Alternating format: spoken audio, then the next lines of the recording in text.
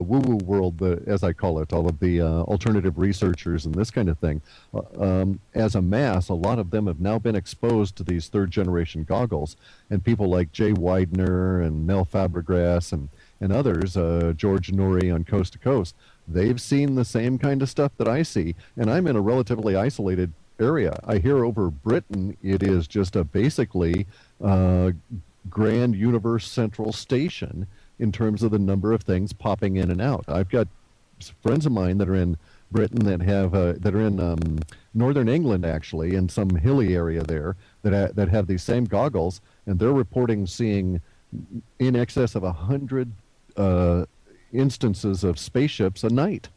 Hmm. Hmm. Well, I can totally agree with you. I don't have any of the night vision goggles or whatever you call them. But as I was saying, I think I said to you earlier on, myself and the wife, we have been out and we have seen things moving in the sky. Now, I'm not a crackpot, because Cliff, everybody says UFO, Sure, unidentified, sure. but And there's been a whole neuro-linguistic programming attempt since the 1940s to associate UFO and instantly throw you into the reptilian mind part of the ridicule mhm, and diss it so that the powers that be don't have to deal with it. mhm. No, I understand. And I say to people, I don't say I'm not crazy. I say that indeed I may be crazy, but that does not make me wrong. Oh, absolutely. No, I'm not. I'm not disagreeing with you there. What I'm trying to put across to you is, that I have seen things moving in the sky, things that I cannot define as an aeroplane or anything else that I should know about in the sky. But there is a kind of thought that it could be advanced military aircraft as well. So you've got both sides of the coins. But as far as alien wars are concerned, I mean, out in space and stuff like that, what is it that your thought is on Well, that? our data has shown that alien wars were going to intrude on the populace of the planet Earth in a very serious way. That is to say, that there would be an emotional wave that we would all experience associated with the idea of space alien wars. Hmm. Let's be real specific in determining that are going to hit us around October of 2011, as though space alien wars come to planet Earth and are seen on a street near you, like something out of a Doctor Who show. Hmm. It will have the level of intensity that we have, and actually, there's a tipping point in October of 2011. So it may be that it has a huge level of intensity in the populace of the planet, basically, unless you're in the Amazon or off in some desert island somewhere, and even then it may also get you. But it basically is though the population of the planet thinks of itself in an entirely different fashion from that point on, the same way we had occur with 9/11, only on a much grander scale in terms of the emotional impact. Hmm. Now, we've got another tipping point that shows up here in November that's going to begin in the United States, but it'll also go global, and it's going to last 4 days. It goes from November 8th through the 11th, and it's followed by 2 months, or actually more than 2 months, of what we call release language. And everybody knows what release language is because you're at your favorite sports game, darts, throwing, football, doesn't matter what it is, and your team is just almost ready to, pull it out there. Your stomach starts knotting up. You're into the final seconds there, and then whatever the outcome, that exhalation, that release, the language you use, that's release language when that is finally over. Hmm. Well, we've got a situation coming where the whole planet is going to express release language for over 2.5 months. This is a very atypical in our line of work. We've never seen anything like this show up. The closest we've come is the tipping point of 9/11, but the release language that followed it barely lasted 28 or 29 hours with intensity. And here we've got 2+ months coming up. Hmm. And that's this November, and that's nothing compared to the tipping point that we have for October of 2011. Hmm. So maybe indeed it'll be something like out of Doctor Who, and there'll be spaceships floating around over everybody's house, that kind of thing.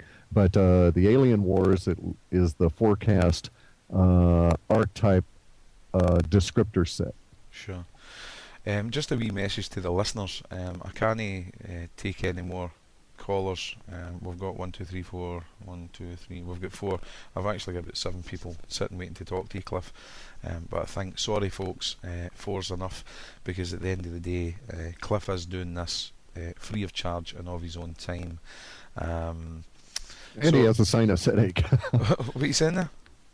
I say, and I have a sinus headache. And these are terrible things. These too. are terrible things. Okay, so I'll tell you what we'll do. We'll go to a caller first. Let me see who we got. We've got Abigail. Abigail. Yeah, let me find Abigail.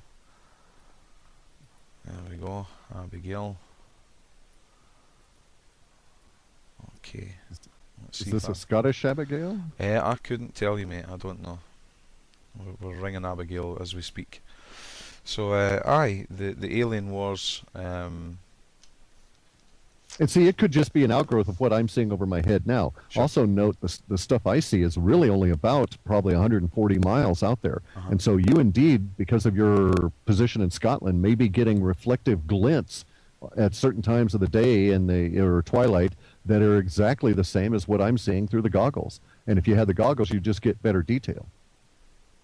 Definitely. As I say, I've seen various things in the sky, and just to reply to Mally, no, I can't prove it because you weren't here. Who have we got next? We've got a guy called Mick O'Connell, if I can find where Mick is. Where's Mick O'Connell? There he's there. And we'll bring... where is he? Sorry about this, mate. We'll bring Mick into the call. You still there, Cliff? Yeah, well, I'm still here. Yeah, Still yeah, no worries. okay. Yeah. Hi, Mick. You're live on TNSradio.com. I hear you've got a radio or something playing in the background. Could you switch it off for me, please? It's off. Okay, right. Fire away. You're live on TNSradio.com with Cliff. Hi. Hi, Cliff. How are you doing? Doing fine. Where are you located? Dublin in Ireland. Oh, yes. Love the Irish. They give me fits over language. This is my first time on Skype. So I only caught some of the show, but I have a question I have in my head is one I want to ask you is, if the moon thing was a hoax, how do you think they perpetrated it? Who would they have used to do it with them? If which was a hoax, sorry? Moon landings, if it was a hoax. They're cutting out here. You have to be... I think what he's saying, Cliff, is if the moon landings was a hoax. Oh, I see. No, I'm not saying that necessarily that it was a hoax that way. Certainly, there's evidence that suggests that what's his name? Oh, that there was involvement in Hollywood in producing a lot of it. And if you look at Jay Widener's research, he's got a lot of research suggesting that. But they could very easily have had a moon landing with the poor astronauts not necessarily being 100% participating in how it was done. If we've had these ships if we've had the breakthrough since 56, by 69 we probably had some form of transport equipment that could have just lifted the moon lander from Houston and taken it to the moon and then set it back down again without involving rockets at all. How was that explained in the Van Allen belt? I mean, some people say you can't go through it, so how would they go through it? I mean, back in the 60s. Well, see, here's the issue. It's the same issue as the time bubbles. If you're thinking about the Van Allen belt in forms of material reality, then you have to shield yourself from it by hauling up something like lead.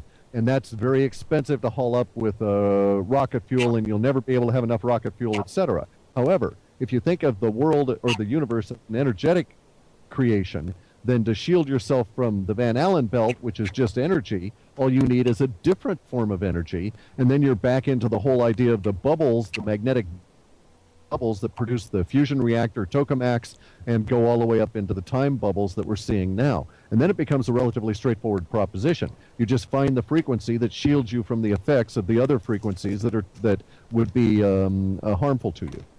Right. So that's probably employing some sort of Tesla technology then. Correct. And it's basically the reverse of a death ray. which is basically tuning a frequency to cause harm. And here you just tune another frequency. And if all is frequencies, then it's just a matter of understanding that. And if you come to it from an understanding that material world does not really exist and everything is energy and an illusion, then you will approach problems from an energetic fashion in devising your solution. And so it might be something the size of, a candy bar or a small vial of face cream that you just open up and turn a dial on, and then you're shielded from whatever energy in the Van Allen belt, and you go through it, you turn it off if you desire or not. You may leave it on all the time. Does that answer your question, Mick? It does indeed, yes, it does indeed. Thanks very much. Well, not a problem. Listen, we need to move on because we've got other people wanting to ask Cliff questions, okay? Roger, thanks. Okay, thanks for calling in then. Cheers now. And we've got another call waiting for you, sorry. We've got Richard Laudry. If I can find Richard. Sorry about this. I think he's actually went offline by the looks of it. What is he? Richard Laudry, no, there he's there. Okay. Richard's phone's ringing now. We'll see what Richard's want to ask you. A lot of people have got the thing with the Van Allen belt firmly in the head, as I have. That it's just not possible. Are you there, Richard? Hello. Hello, Richard. You're tuned to TNSradio.com. Cliff is on the line with you. You want to ask Cliff a question?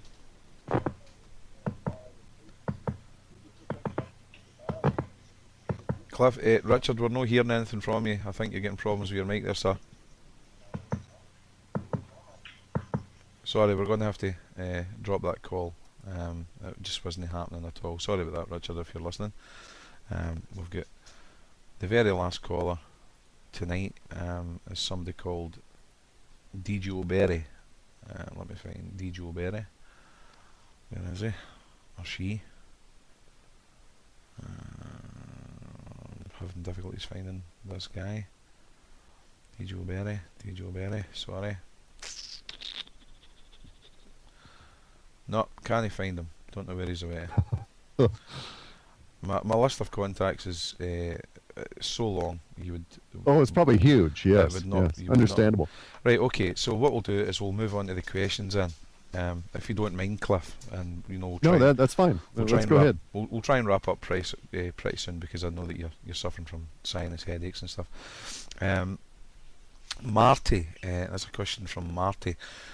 Do you still see a global thermonuclear war beginning possibly in November 2010? It's very difficult to say what the cause of the tipping point and the subsequent language for release is. The global thermonuclear war still fits relative to the Israeli-Iranian attack. The problem with making that forecast and sticking by it is that events change. And if we are successful, no, that won't occur. The question is, will enough humans be awake and aware at that point to be able to stand up and say, nope, this isn't going to happen? Or will we be taken there by the powers that be? Absent effective action, we will have a global thermonuclear war. The question is November. It's just, we're getting awful close to the Iranians, but here's the real issue. I think they've got 8 months before the jet fuel goes bad that the Israelis just purchased, and its optimal use would be in fall when certain conditions are present. So if the Israelis go, then yep, the thermonuclear war will not be far behind. Sure. Now I know that Marty had 2 or 3 questions. Guys, I'm going to keep it to 1 question each because honestly I have got a zillion questions sitting in front of me. So okay.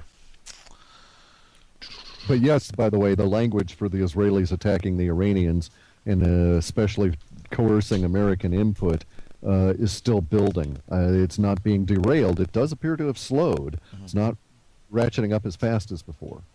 Okay, here's a question from De Wilson. I hope that's how you pronounce it. Cliff, do you see the release of info from NASA? Do you see the release of info from NASA employee about energetic space and the coming radiation as Webbot hit for ill winds, space energy.